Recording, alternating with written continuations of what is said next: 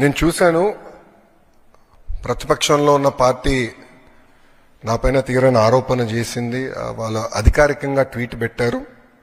వాళ్ళకి నేను 24 గంటలు సమయం ఇస్తున్నా. 2,000 రూపాయలు నా బ్యాంక్ అకౌంట్కి వచ్చింది, నా జోబులోకి వచ్చిందని వాళ్ళు అంటున్నారు కనుక నిరూపించండి, లేదంటే ఆ స్టేట్మెంట్ విత్డ్రా చేయండి. ఈ రెండు చేయకపోతే చాలా తీవ్రమైన పరిణామాలు ఉంటాయి. లీగల్గా నేను దీనిపైన ముందరికి వెళ్ళాలని నిర్ణయించుకుంటాం జరిగింది. ఎందుకంటే ప్రజలు కూడా ఒకటి గుర్తుపెట్టుకోవాలి, వైకాపా పార్టీ అనేది ఒక అబద్ధాన్ని 100 సార్లు చెప్పి నిజం చేసేదానికి ప్రయత్నించే పార్టీ.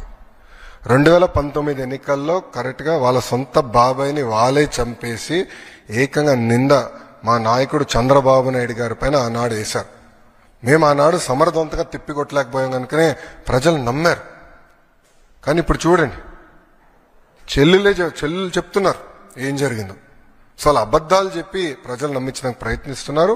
ఈ 2,000 రూపాయలు నేను ఆ ట్వీట్ని నేను చదివాను, ఆ 2,000 రూపాయలు నా జోబుకి వచ్చిందన్నారు. వాళ్ళు నిరూపించాలి, లేదంటే ఆ స్టేట్మెంట్ వెనక్కి తీసుకోవాలి, లేదంటే to the fullest extent of the law I will take action against them.